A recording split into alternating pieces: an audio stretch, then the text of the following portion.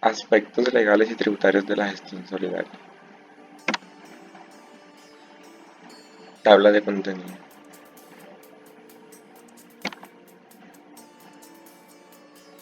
Glosario.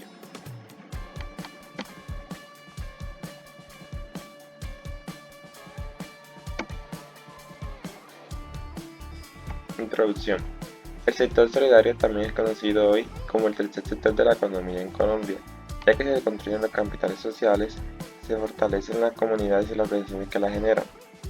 Este tercer sector se caracteriza por los principios y fines consagrados en los artículos 4 y 5 de la Ley 454 de 1998. En Colombia tenemos un marco conceptual que regula la economía solidaria, cuyo objetivo es determinar el ámbito de investigación de dicha economía en la orientación de sus actividades y definir el objeto, sus características y los posibles procesos que normaliza este sector, mediante la expedición de la Ley 454 del 4 de agosto de 1998. Aspectos legales. Primero tenemos la Ley 79 de 1988, la cual proporciona una normativa propia para el sector cooperativo, resaltando su importancia para el desarrollo de la economía nacional. Aquí no se tenía un concepto general de lo que era la economía social solidaria, por lo que solo se normatizó el sector cooperativo, del cual no hacía parte de este sector, ya que no había este concepto que lo englobara. No fue sino hasta la Ley 454 de 1998 donde se determinó el marco conceptual que regula la economía solidaria, y se creó la Superintendencia de la Economía Solidaria, el Fondo de Garantía para las Cooperativas, y se dictan normas sobre la actividad financiera de las entidades de naturaleza cooperativa y se expiden otras disposiciones. Luego tenemos la Ley 233 del 2008, la cual determina los elementos de las contribuciones sociales a la seguridad social en las cooperativas y se crean las contribuciones especiales a cargo de las cooperativas y las precooperativas de trabajo asociado.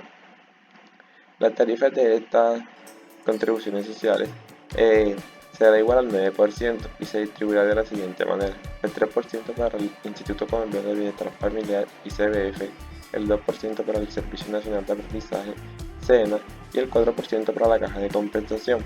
En ninguno de estos casos las contribuciones de las que trata esta ley serán asumidas por el trabajador o por el asociado.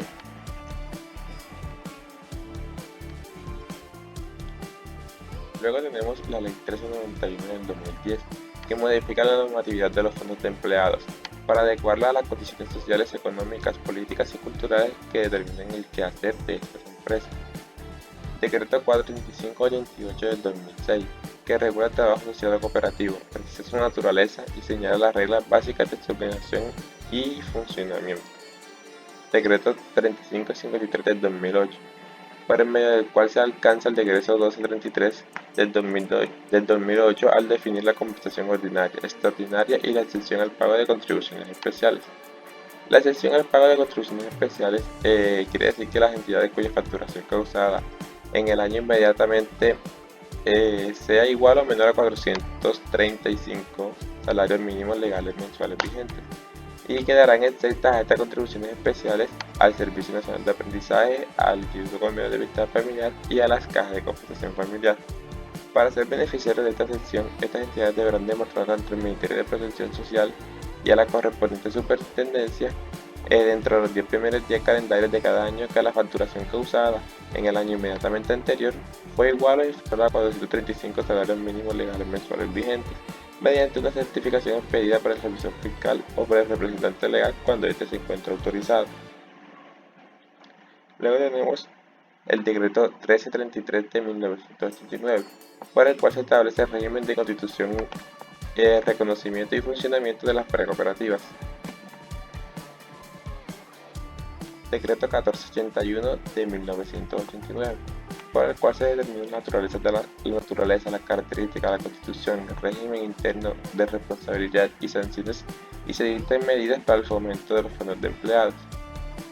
Decreto 704 del 2019, que se modifica el decreto 1068 del 2015 en lo relacionado a la gestión y administración del riesgo de liquidez de las cooperativas de ahorro y crédito, las cooperativas multiactivas y las demás cooperativas. Y por último tenemos la Ley 1955 de 2019, que es el primer plan de desarrollo nacional que contempla un modelo cooperativo con énfasis en el fortalecimiento empresarial de las organizaciones de la economía solidaria, y esto se plasma en el artículo 164 de este plan de desarrollo. Aspectos tributarios. En Colombia existen dos clases de régimen tributario. Primero tenemos el régimen tributario general u ordinario, que los pertenecientes a este régimen desarrollan actividades que no están encaminadas al bienestar social y son entidades con ánimo de lucro. Luego tenemos el régimen tributario especial, que está conformado por los contribuyentes del impuesto de renta y complementarios que realizan actividades encaminadas a generar bienestar para la comunidad. Por este motivo, el Estado otorga a estos contribuyentes beneficios tributarios siempre y cuando cumplan con todos los requisitos previamente establecidos por la ley. Estos contribuyentes están sometidos al impuesto de renta y complementarios sobre el beneficio neto de excedentes a la tarifa única especial del 20%. Este impuesto será tomado en su totalidad del Fondo de Educación y Solidaridad, en cualquier proporción, y sobre este impuesto no procede descuento. Y según el artículo 23 del Estatuto Tributario, existe otro grupo de entidades no contribuyentes declarantes y no declarantes, dentro del cual se encuentran los fondos de empleados, que son organizaciones pertenecientes al sector solidario. Precooperativas, cooperativas, fundaciones y asociaciones mutuales. Estas organizaciones no están sujetas a retención en la fuente, a excepción de los rendimientos financieros en los términos que señala el reglamento, sin perjuicio de las obligaciones que les correspondan como agentes retenedores cuando el Gobierno Nacional así lo disponga. Todas estas organizaciones están excluidas de renta presuntiva, liquidación del anticipo de impuestos sobre la renta y comparación patrimonial. La parte del beneficio neto o excedente que no se invierte en los programas que desarrollan su objeto social tendrá un carácter gravable en el año en que esto ocurra. El remanente de los saldos de los fondos sociales agotables no ejecutados no constituye pasivos fiscales, de tal manera no se declara, y se podrá ejecutar en periodos futuros sin ningún problema.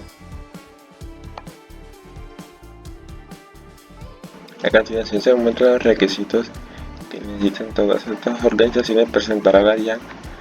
Son requisitos generales para aplicar el régimen tributario especial.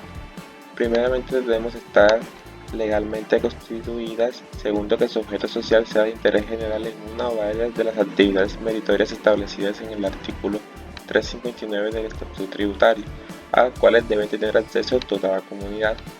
Y tercero, sus aportes no sean reembolsados ni sus excedentes distribuidos bajo ninguna modalidad, ni en el momento de su disolución y liquidación, de acuerdo con el artículo 356-1 del Estatuto Tributario. Aquí tenemos el ejemplo de la Fundación Juan Pablo Cáceres, que nace en el 2007 como una entidad que apoya a los estudiantes colombianos de recursos limitados, otorgando becas para realizar maestrías y doctorados en el país. Pues aquí vemos todos los informes y documentos que tuvo que enviar para así poder pertenecer al régimen tributario especial. Bueno, el formato 5245 es el formato que tienen que llenar todas estas organizaciones, donde presentan los informes de gestión del año inmediatamente anterior, una copia del acta de cumplimiento de todos los requisitos, su RUC, su certificado de existencia, los cargos de los directivos, las donaciones recibidas en el caso de la fundación, los estados financieros comparativos, la certificación de cumplimiento de los requisitos, la certificación de los antecedentes judiciales y la destinación de la ejecución del año y el estado de la asignación. Todo esto más el formato 5245 que debe ser llenado y enviado a la DIAN para aplicar al régimen tributario especial. Luego, como ejemplo de la cooperativa, tenemos a AgriQueen, que es una empresa que asocia a pequeños agricultores del municipio de Finlandia en el departamento del Quindío para facilitar el acceso de mercados especializados con sus productos, fortaleciéndonos en áreas comerciales para asegurar una sostenibilidad en el largo plazo de sus unidades productivas. En el año 2021, AgriQueen celebró un contrato con la alcaldía del Quindío para abastecer con alimentos a las familias más afectadas por la pandemia COVID-19. La entidad estatal contratante practicó retención en la fuente al momento del pago, ya que los ingresos obtenidos por las entidades admitidas al régimen tributario especial correspondientes a la ejecución de contratos de obra pública y de interventoría, cualquiera sea la modalidad de los mismos, estarán grabados a la tarifa general del impuesto sobre la renta y complementarios. Tenemos el ejemplo de la financiera Comultrasan, que es una entidad financiera líder en Santander donde se encuentran servicios de crédito, ahorro, inversión y seguros. Esta entidad para el año 2021 superó los 1.600 VT de ingresos anuales, así que para la verificación de sus excedentes debió presentar ante la Dirección de Gestión de Fiscalización una memoria económica en los términos del artículo 356-3 del Estatuto Tributario. Para el año 2022 estuvieron sujetos a retención en la fuente de acuerdo con las normas vigentes sobre los ingresos por rendimientos financieros que percibieron durante el respectivo ejercicio gravable. Para el año 2022, la entidad resultó gravada sobre su beneficio neto excedente, pero se reflejaron saldos a favor por exceso de las retenciones practicadas, por lo que la cooperativa solicitó la devolución de dichas retenciones conforme al procedimiento especial que mediante el reglamento estableció el Gobierno Nacional. Luego tenemos el ejemplo de la Asociación Mutual Asmucol, que es una entidad prestadora de servicios hacedora de soluciones para trabajadores independientes y contratistas del país que deseen acceder al Sistema General de Seguridad Social Integral. En 2019, esta entidad, ya perteneciente al régimen tributario especial, se vio sometida al régimen de renta por comparación patrimonial, ya que el beneficio neto o el excedente exento que ya había sido determinado de conformidad con el artículo 357 del Estatuto Tributario resultó inferior a la diferencia entre el patrimonio líquido del último periodo gravable y el patrimonio líquido del periodo inmediatamente anterior, es decir, el 2018. Dicha diferencia se consideró renta gravable, ya que el contribuyente no pudo demostrar que el aumento patrimonial obedecía a causas justificadas. Ahora hablemos de los fondos de empleados, que como ya habíamos visto según el artículo 23 del Estatuto Tributario, estas empresas o estas entidades hacen parte de no contribuyentes declarantes y no declarantes. ¿Pero por qué? Los fondos de empleados están conformados por empleados que regularmente hacen aportes en dinero. ¿Y cómo se declaran los trabajadores estos aportes? No existe un beneficio para los aportes a fondos de empleados, así que estos aportes no se pueden tratar como ingresos no constitutivos de renta ni ganancia ocasional, ni como renta exenta. Tampoco existe una norma que permita tratar estos aportes como una deducción o un costo, así que los aportes a fondos de empleados no son deducibles. Los recursos que el empleado tenga a su nombre en fondos de empleados y que tenga a su disposición deben ser declarados como patrimonio, tal como se declaran los saldos en una cuenta de ahorro. Ahora sí, los fondos de empleados que hacen parte del sector solidario son entidades no contribuyentes del impuesto de renta y no pertenecen al régimen tributario especial, pero están obligados a presentar la declaración de ingresos y patrimonio y no están obligados a depurar renta. Estos fondos de empleados podrán prestar servicios mediante el mercadeo o la comercialización de productos o bienes a los asociados y a terceros, complementarios del objeto social mediante la celebración de contratos o convenios con otras instituciones, siempre y cuando cumplan con las exigencias de las normas al respecto, es decir, el pago del IVA, el pago del consumo cuando sea el caso, entre otros, pero continúan siendo no contribuyentes. Si comercializan algún producto, deberán solicitar la autorización de la factura. Entidades de vigilancia y control. La supervisión de las organizaciones de la economía solidaria atribuidas a Supersolidaria comprende las funciones de inspección, vigilancia y control. Y aquí tenemos todas las organizaciones del sector solidario y sus respectivos órganos de vigilancia y control.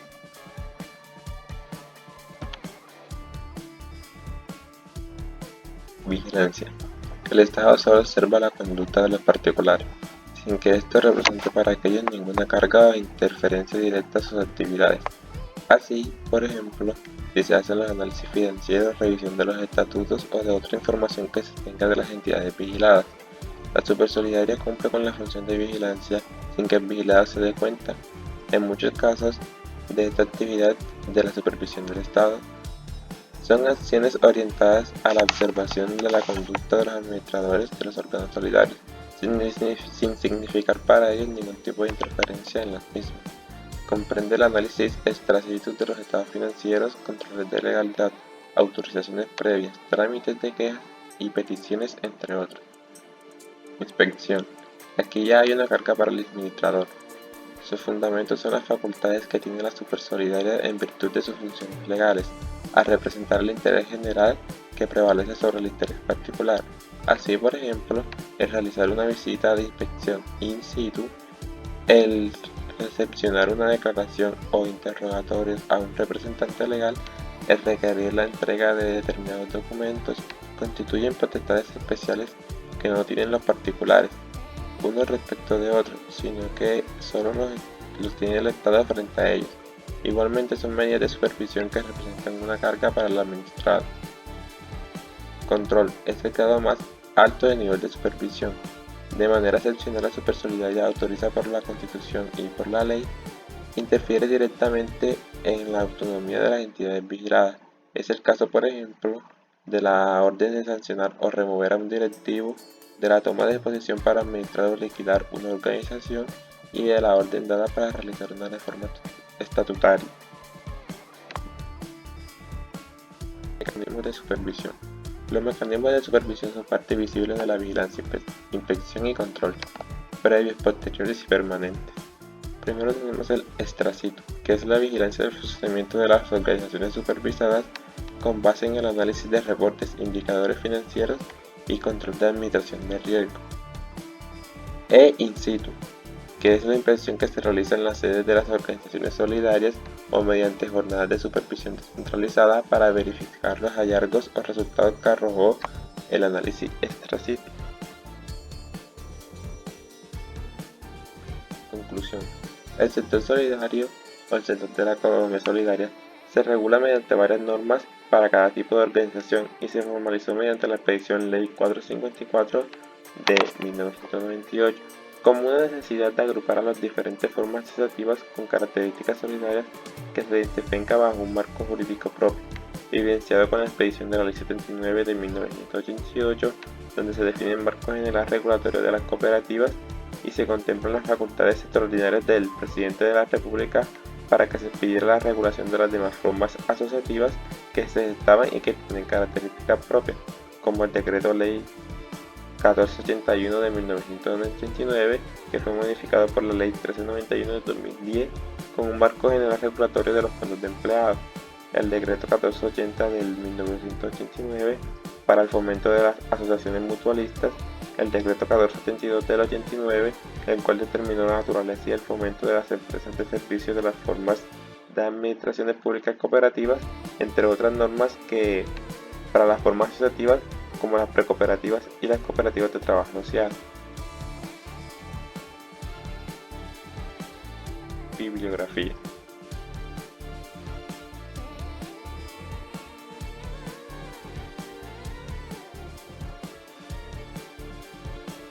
Muchas gracias.